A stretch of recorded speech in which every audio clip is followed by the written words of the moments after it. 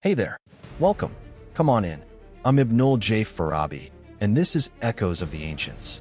I was thinking the other day about how we find our way in new places. When I first moved to New York from Dhaka, I'd get lost constantly.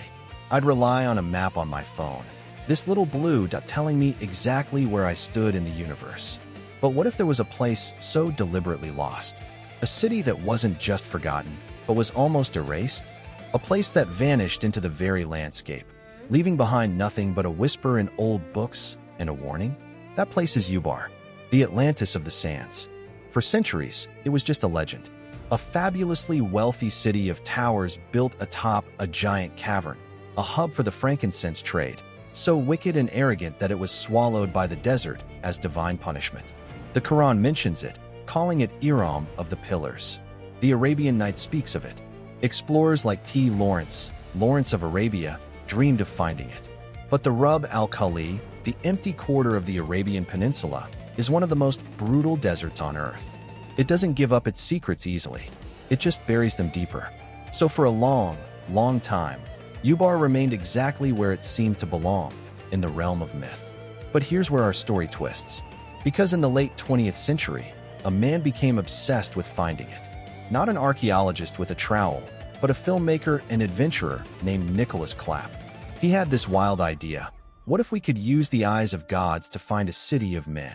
He teamed up with a space archaeologist, well before that was a common term, and they got their hands on something extraordinary: radar images taken from the Space Shuttle Challenger. These images could penetrate the shallow sand of the desert, hinting at features invisible on the surface. And they saw something.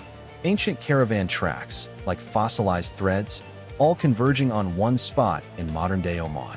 The excitement must have been electric.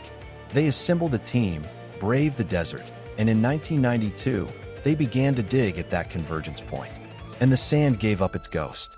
They found not a sprawling metropolis, but a fortress, a massive octagonal structure with tall towers, built right over a limestone cavern. They found artifacts, pieces of frankincense resin. They had found a real, physical place that matched the descriptions, a wealthy outpost built on a geological weakness. The lost city of Ubar was found. But this is where the real mystery begins. Because finding it answered one question and opened 100 more. Was this the Ubar of legend? Let's walk through what they uncovered. The first thing that strikes you is the catastrophe. This fortress didn't slowly decay. It met a violent, sudden end. The walls, some 8 meters tall, show clear signs of a colossal collapse. And the reason was right beneath their feet. That giant cavern. The city was literally built on a sinkhole.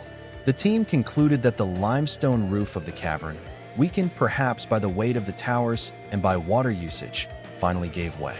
In a moment, the heart of the city was swallowed. The desert then did the rest, drifting over the ruins, sealing the tomb. So imagine the survivors, or the next caravan to come by. They arrive at a vital watering hole and trading post, only to find a gaping hole in the earth, towers tilted and shattered. No survivors to tell the tale, just a scene of incomprehensible destruction. What story would you tell? You'd say the earth opened up and took the city. You'd say it was punishment for their pride. The legend writes itself from the geology. The second segment is about why it was there in the first place. Wealth, and not gold or jewels, but something arguably more precious at the time: frankincense. That aromatic resin from the sap of scraggly trees was worth its weight in gold in the ancient world. It was used in temples from Rome to Babylon, in funeral rites, in medicines. The incense trade routes were the superhighways of antiquity. And this fortress, this Ubar, was a critical hub.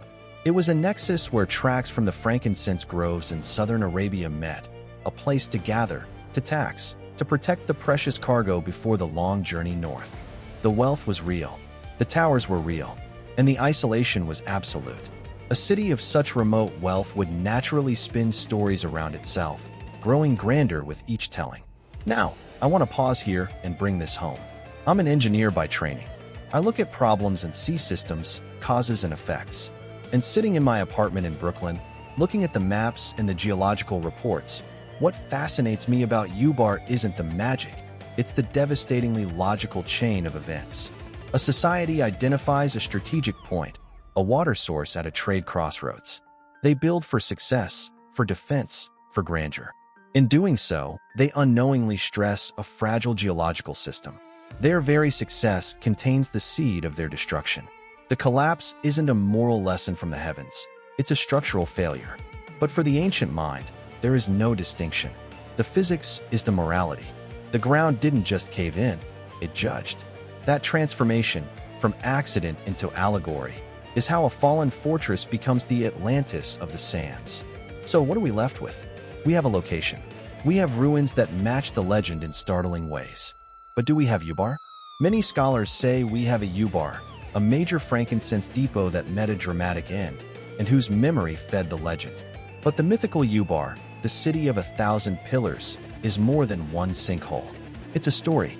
It's a warning about hubris that echoes across cultures, from the sinking of Atlantis to the sinking of this desert fortress. The truth is, Ubar is both.